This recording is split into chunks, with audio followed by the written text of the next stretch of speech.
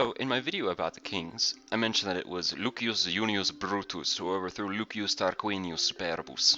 And being an important figure in the Republic in Rome, and so important in fact that just his cognomen, or a name that was awarded to certain branches of families, was enough to bring Marcus Junius Brutus on during the Ides of March assassination, to bring a semblance of ejecting the kings in favor of a republic.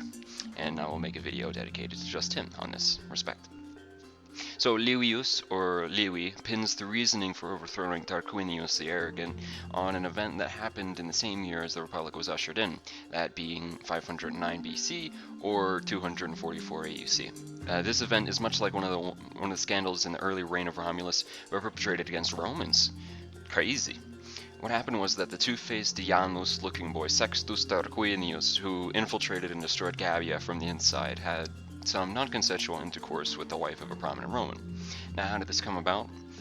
Well, Livy notes that Tarquinius' siege of Ardea, the boys were having a bit of locker room talk about the loyalty of their wives, and so to put this to test, they decided to see just how loyal they are.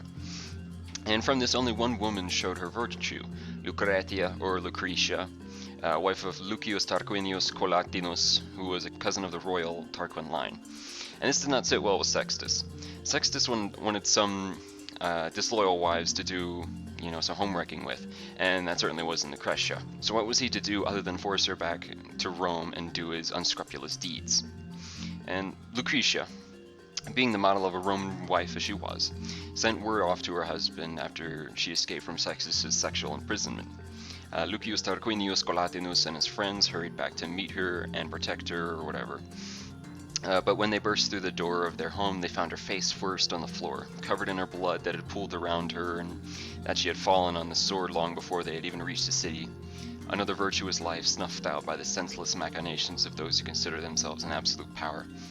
And a very justified reason to oust the kings, even if Lucius Tarquinius the haughty was not directly involved.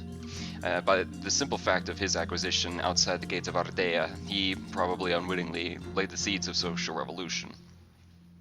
And to relate this to an example that I gave about the Ides of March, Caesar was having an affair with a woman named Servia, mother of Marcus Junius Brutus, and he considered her son to be his own. Now, I don't think that since Caesar had immeasurable encounters with Servia, that this in any way is similar to the outright disgusting act of Sextus Tarquinius, but it had a similar enough vibe and reasoning for the young Marcus, and even this is why Marcus was chosen to work alongside the assassins, for his heritage as kingslayers and republic defenders preceded his actual skills. So, back to Lucius Brutus. With Lucretia being cremated and interred in the roadside graves that Romans were wont to put their buried in, Lucius gathered like-minded people to lay down the basics of their coup.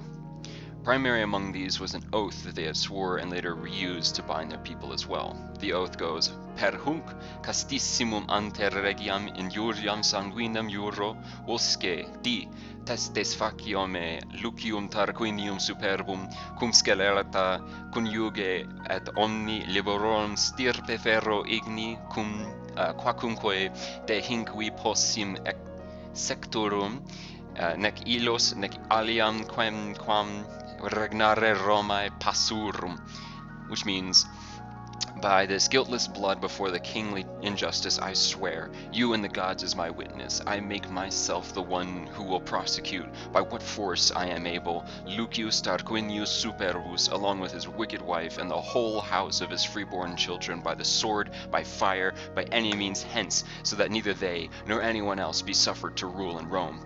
And this is attributed in both Plutarch and to Appian as well.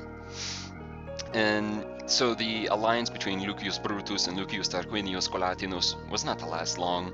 However, for once Tarquinius the Arrogant was forced out of Rome, Brutus, which is an interesting side note, means dim-witted, and makes me think of the later Emperor Claudius, derided and decried Collatinus's power and told him that since they had liberated Rome of the man who came before, they must also liberate Rome of anyone who holds the name. As Livy wrote, At first Collatinus was struck dumb with astonishment at his extraordinary request. Then, when he was beginning to speak, the foremost men in the Commonwealth gathered round him and repeatedly urged the same plea, but with little success. It was not till Spurius Lucretius, his superior in age and rank, and also his father-in-law, began to use every method of entreaty and persuasion that he yielded to the universal wish. The consul, fearing that after his office had expired, and after he had returned to private life, that the same demand should be made upon him, accompanied with loss of property and the ignominy of banishment, formally laid down the consulship, and after transferring all of his possessions to the Latin town of Lanuvium, withdrew from the state. A decree from the Senate empowered Brutus to propose to the people a measure exiling all members of the house of Tarquinius. Then he conducted the election of a new consul, and the people elected his colleague Publius Valerius Publicula, who had acted with him in the expulsion of the royal family. Luckily for Collatinus, he was able to move to, that Latin city and live out his life in comfortable exile, unlike, his father-in-law, I guess. And thus Lucius Junius Brutus and Publius Valerius Publicola became consuls. But this is not without controversy, for the deposed king decided to attempt a return to his throne. Tarquinius began collecting supporters for a rebellion, but a slave quickly tipped off Brutus. Brutus then put to death those who were his family by marriage, and even some of his own sons who were part of the conspiracy, by name Titus and Tiberius. Lucius Tarquinius, not wanting to be outdone by the loose lips of a slave, decided to go straight to the ultimate end of his goal and drew arms against Rome. In the ensuing battle, Lucius Brutus fell in defense of Rome.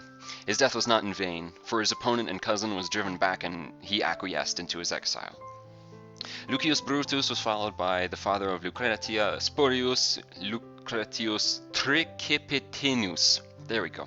Alongside his co-consul Publius Valerius Publicola. And I'm going to take a moment to discuss something that later Romans would wish to be untrue about the great Lucius Junius Brutus. He was indeed married into the Tarquin line, and he was also a prince and heir to the throne. Livy tells of a story in which Lucius and two sons of Tarquinius, Aruns and Titus, were sent to the oracle at Delphi in order to get a divination. And what they received was a statement that is confusing, as many prophecies are. Whichever of you, young men, are to kiss your mother first shall hold supreme sway in Rome. And in Lucius's return to the city, he pretended to trip and planted a kiss upon Mother Earth, thus fulfilling the prophecy. And what this little vignette says about Lucius and his ambitions is likely that he wanted the kingly crown for himself, but to put it through a veil of collegial rule under the basis of election. In addition to further reasoning for kicking Lucius Tarquinius Collatinus out of his co-consular role, as he would stand in the way of Brutus's ambition for kingship. Ironic that, standing up against a king and everything that the king stands for, but being first in line to receive kingly powers. And that, I think, is the most interesting part of the story. I mean, think about it. The Romans would later call Lucius Brutus the savior of Rome, and the father of the Republic. But he really just wanted kingly power for himself. And even Caesar did something similar, albeit with a different view by later Romans and a vastly different view by modern people. Many modern people, without much understanding for the way that Caesar lived or what his motivations were, would think that he is one of the first emperors of Rome. And pardon me while I take a moment to vomit. But the Romans would call him, of course, the divine Caesar. And so, remember, my friends, Rome is light, Rome is love, Rome is freedom, Rome is subjugation. Rome is eternal, and her glory may never fade. Have a good rest of your night. Spurius Lucretius Tricipitinus. Tricipitinus. There we go.